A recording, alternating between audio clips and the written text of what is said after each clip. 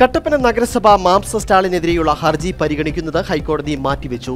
ഏറെ ചർച്ചകൾക്കും വിവാദങ്ങൾക്കുമിടയാക്കിയ മാംസ സ്റ്റാൾ വിഷയം ഈ മാസം 9-ാം തീയതിയാണ് പരിഗണിക്കേണ്ടിയിരുന്നത്. അതേസമയം നഗരസഭ മാംസ സ്റ്റാൾ അടയ്ക്കുവാൻ നിർദ്ദേശം നൽകിയിട്ടില്ലെന്നും കടയുടമ ഇറച്ചിവില കുറച്ചതും കൂട്ടിയതും നഗരസഭ പറഞ്ഞിട്ടല്ലെന്നും vice chairman advocate KJ Benny വ്യക്തമാക്കി.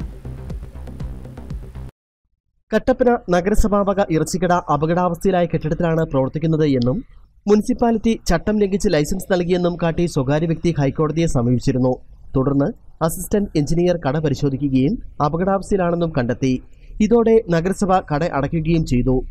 തുടർന്ന് സമീപത്തെ ഷെഡിലേക്ക് മാറ്റി താൽക്കാലികമായി കട പ്രവർത്തനം ആരംഭിച്ചു. ഏപ്രിൽ 1-ന് 55 ലക്ഷം രൂപയ്ക്ക് പുതിയ കരാറുകാരൻ കട ലേലത്തിൽ പിടിച്ച് വില കുറച്ച് വിൽപ്പനയും ആരംഭിച്ചു.